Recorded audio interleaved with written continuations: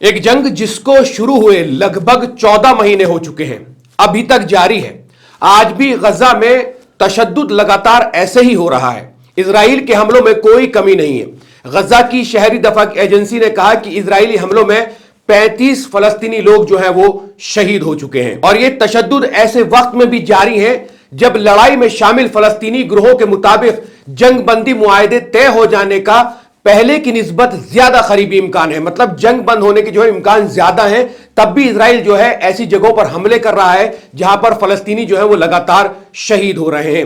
اسرائیل کو جنگ کے دوران اپنے ظالمانہ اقدامات پر بڑھتی ہوئی تنقید کا سامنا ہے، جس میں انسانی حقوق کی تنظیموں کی جانب سے نسل کشی کی کارروائیوں کا الزام بھی شامل ہے، جبکہ اسرائیلی حکومت اس کی سختی سے تردید کرتی ہے۔ پوپ فرانسس نے اتوار کے روز غزہ میں بچوں کی ہلاکتوں اور اسکولوں اور اسپتالوں پر حملوں کو نمایاں کرتے ہوئے اسرائیلی مظالم کی مذمت کی۔ سول ڈیفنس ایجنسی کے ترجمان محمود بسال نے بتایا کہ وسطی غزہ کے دارالبلا میں ابو سمرہ خاندان کے ایک گھر پر فضائی حملے میں کم از کم 13 افراد جو ہیں شہید ہو گئے ہیں۔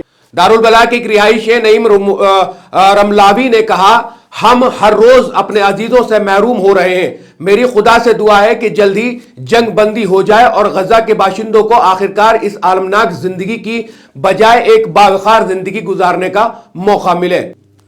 غزہ شہر کے دورہ کرنے والے اقوام متحدہ کے ایک اہلکار نے گزشتہ ماہ کے آخر میں کہا تھا کہ لوگ خوراک کی شدید قلت اور حفظان صحت کے خوفناک حالات کے ساتھ غیر انسانی حالات میں زندگی گزار رہے ہیں۔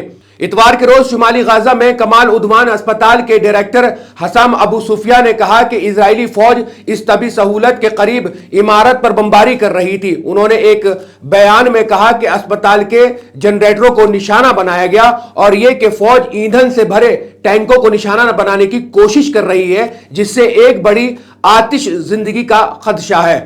اے ایف پی کے رابطہ کرنے پر فوج نے اسپتال پر کسی بھی حملے سے لا علمی کا اظہار کیا ہے۔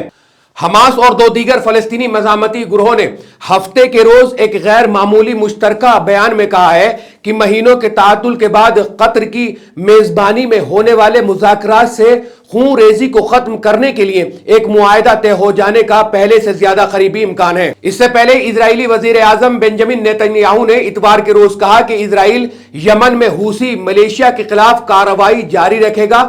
اس نے کہا، ملیشیا پر الزام عائد کیا کہ وہ عالمی جہاز رانی اور بین الاقوامی نظام کے لیے خطرہ بن چکے ہیں۔ اسرائیلی طیاروں نے جمعرات کے روز یمن میں توانائی کے بنیادی ڈھانچے اور بندرگاہوں کو نشانہ بنایا تھا۔ اسرائیلی ذمہ داران کے مطابق یہ ان سینکڑوں حملوں کا جواب ہے جو 14 ماہ قبل غزہ کی جنگ شروع ہونے کے بعد سے حوثیوں کی جانب سے میزائلوں اور ڈرونوں طیاروں کے ذریعے کیے جا رہے تھے۔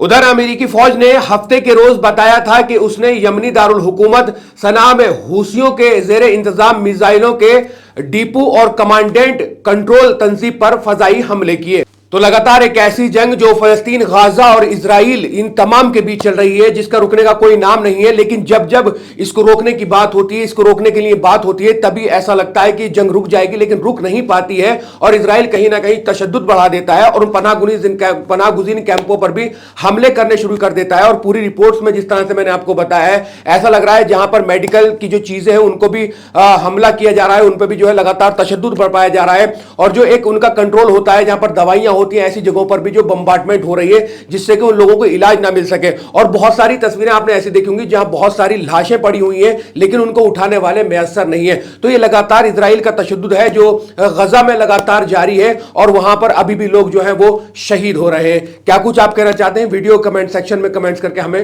ضرور بتائیں۔ شکریہ۔ ملت ٹائمز کو جاری رکھنے اور مضبوط بنانے کے لیے ہماری آرتھک سہایتا کیجیے۔ یہ ایک آزاد میڈیا ہاؤس اور کمزوروں کی آواز ہے۔ آپ ہمیں دیکھیں، سنیں، پڑھیں اور ہر مہینہ زیادہ نہیں، صرف 100 روپے سے مدد کریں۔ ڈیٹیلز ڈسکرپشن میں موجود ہے۔